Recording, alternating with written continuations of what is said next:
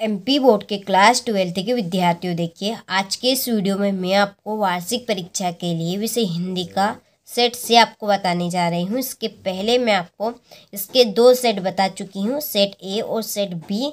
यदि आपने नहीं देखे हैं तो आप चैनल पर जाकर देख सकते हैं। देखिए आपको धैर्य और शांति बनाकर रखना है, क्योंकि धैर्य और शांति बनाकर आप रखेंगे तो आपकी सारी चीज़ें अच्छे से कवर हो पाएगी।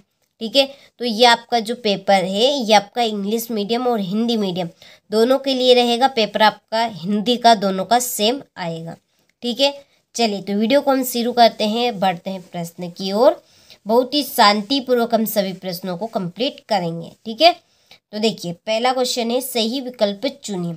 सही विकल्प देखिए आपसे 6 नंबर के पूछे जाएंगे। पहला है आपका कि श्याम नगर के राज दरबार का दर्शनीय जीव कौन था। तो जो श्याम नगर था उसके जो राज दरबार का दर्शनीय जीव था वो कौन था। तो वो था आपका लुट्टन सिंह। ठीक है, ये चैप्टर पढ़ा होगा तो आपको पता होगा इसका आंसर भी। चलिए दूसरा है, आनंद के मराठी अध्यापक का नाम था। इसका आंसर है आपका नवासोदल गेगर। ठीक है, इसका राइट है। तीसरा है, जिस काव्य में एक ही संज्ञा और क्रिया का प्रयोग होता है उसे कहते हैं। तो इसका आंसर है आपका सरल वाक्य। चौथा है, उत्तेजना के मूल कारण को कहते हैं। तो उत्तेजना के मूल कारण को कहते हैं विभाव। क्या कहेंगे?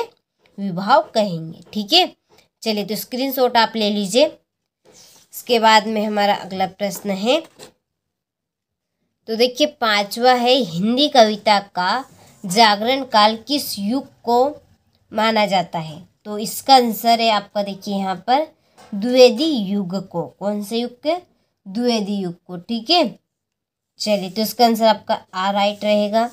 छठा है, कविता फूलों के बहाने है। तो इसका आंसर है आपका, तो देखिए इसका जो आंसर है ये आपका ए नहीं है, इसका बा आपका राइट रहेगा। ठीक है, गलती से मिस्टेक हो गई थी। चलिए छठा है, कविता फूलों के बहाने हैं। तो इसका आंसर है खिलना। ठीक है, दूसरा प्रश्न है, रिक्त स्थानों की पूर्ति कीजिए। पहला है, भक्तिन की कहानी अधूरी है पर उसे ड्रेस में इसे पूरी नहीं करना चाहती। तो इसका आंसर है आपका खोकर। दूसरा है, नागार्जुन डेडेस के कवि है। तो इसका आंसर है आपका प्रगतिवाद के।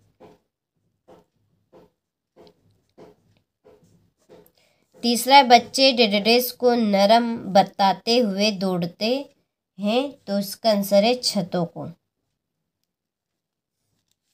चौथा है, सोदल गेगर मास्टर डेडेस पढ़ाते थे, वो आपका मराठी पढ़ाते थे, मराठी।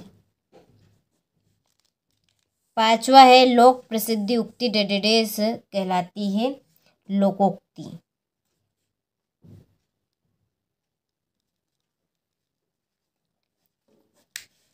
छठा है, डेडेस अलंकार में अंत तक संशय बना रहता है। तो किसका? संदेह। ठीक है, संदेह अलंकार में अंत तक संशय बना रहता है। चलिए इसके बाद में क्वेश्चन नंबर 3, सही जोड़ी बनाइए। पहली है, कमरे में बंद अपाहिज। इसकी आपकी जोड़ी है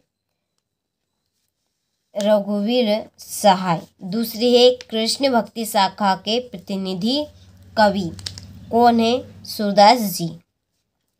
तीसरी है, प्रगतिवाद की आपकी जोड़ी रहेगी रामधारी सिंह दिनकर। जम्मे जिंदगी, इसकी आपकी जोड़ी है फिराक गोखरपुरी। और पांचवी, सुमित्रा नंदन पंत, ये आपकी चित्र और भाषा। छठी है, अंदर बाहर, इसकी जोड़ी है शब्द युग्म। और सातवीं, मुक्तक काव्य बिहारी सत्य सही। ठीक है, तो चलिए जोड़ी के यहाँ पे मैंने नंबर डाल दिए, कंप्लीट आप कर लिए ना। इसके बाद में क्वेश्चन नंबर 4, एक वाक्य में उत्तर दीजिए। पहला है, मोहन राकेश के प्रसिद्ध नाटक का नाम बताओ। इसका आंसर है आपका लहरों।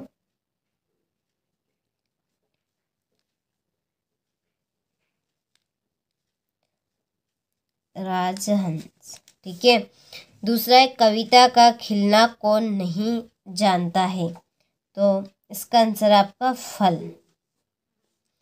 तीसरा है बिंब का शाब्दिक अर्थ बताइए, तो बिंब का आपका शाब्दिक अर्थ है मूर्त रूप प्रदान करना।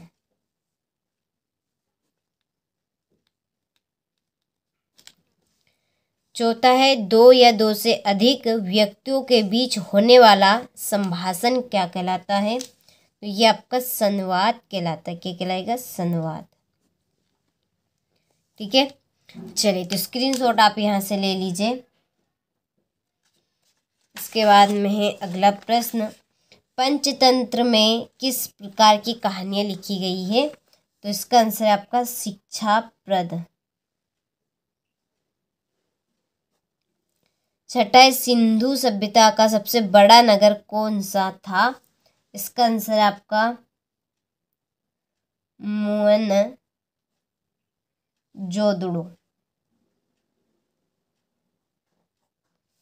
सातवां लुट्टन पहलवान को पाल पोस कर बड़ा किसने किया था, इसका आंसर है आपका विधवा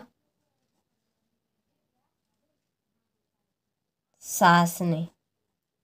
ठीक है, चलिए क्वेश्चन नंबर 5 है सत्य सत्य लिखिए। पहला है भक्त जी का चूरन हाथों हाथ बिक जाता है, तो इसका आंसर आपका सत्य है। दूसरा यशोधर बाबू की शादी 6 फरवरी 1957 को हुई थी, ये आपका सत्य है। तीसरा आहा तुम आ गए आज्ञावाचक वाक्य है, तो ये आपका असत्य है। क्या रहेगा? ये आपका असत्य है। चौथा है श्रृंगार रस का स्थायी भाव हास होता है, ये भी आपका सत्य है। श्रृंगार का रति होता है, ठीक है, यदि आपको पता हो तो। फिर है पांचवा प्रयोगवादी कवियों ने प्रगति का मानवीकरण किया है, तो ये आपका सत्य है। छठा प्रातःकाल का आकाश नीले पानी जैसा था, तो ये आपका असत्य है। ठीक है, चलिए इसके बाद में क्वेश्चन नंबर 6, शिरीष का पेड़ भयंकर लू के थप्पड़े खाकर संसार को क्या देता है, ये आपका 2 नंबर का क्वेश्चन है। 7वां है आदर्श समाज किस पर आधारित होगा, तो ये भी आपका 2 नंबर का प्रश्न है। इसके बाद में आपका 8वां है मनी बैग से क्या तात्पर्य, डेस्क किसे कहते हैं, हिंदी के 2 खंड काव्य उनके रचनाकारों के नाम लिखिए। 2 नंबर के प्रश्न हैं।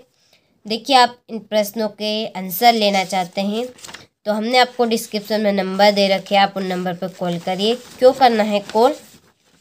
क्योंकि हमारी ऐप है उसके ऊपर हमने पूरे मॉडल पेपर अपलोड कर दिए, साथ में इनका सॉल्यूशन भी और कुछ अलग से चीज़ें भी हमने अपलोड की हुई है। तो सारी जो चीज़ें हो आपको देखिए उस ऐप के ऊपर मिल जाएगी, तो आप स्क्रीनशॉट ले लीजिए और देखिए कॉल कर लीजिएगा। कॉल करने के बाद आपको पूरी जानकारी मिल जाएगी, कैसे आपको एप्लीकेशन पे जाना है और कहाँ पे आपको इन प्रश्नों के आंसर मिलेंगे। ठीक है, तो सारी ऐसी चीज़ें आपको जानने के लिए आप कॉल कर लीजिएगा।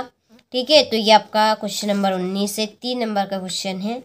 देखिए काफ़ी इम्पोर्टेंट क्वेश्चन है और हम लगातार आपकी वार्षिक परीक्षा की तैयारी करवा रहे हैं इस चैनल के ऊपर। किसी भी प्रकार का आपको डाउट हो तो देखिए आप कमेंट बॉक्स में कमेंट कर सकते हैं बिन झिझक होकर।